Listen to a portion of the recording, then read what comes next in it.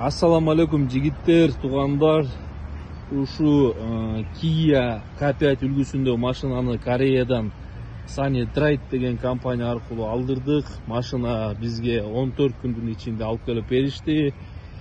Ишенсеңиздер болот, заказ берсеңиздер болот.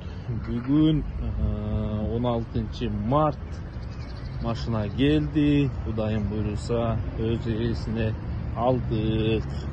Машинанын сонун алып келишиптир.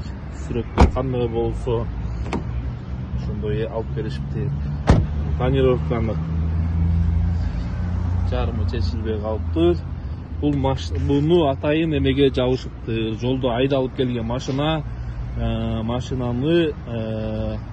эме болбосун деп, таштар тийбесин деп, бүт скоштоп ушундай абалга алып келишиптир. Тонировкасын Казакстанда гаилер чечтиришиптир. Машина сонун келиптир.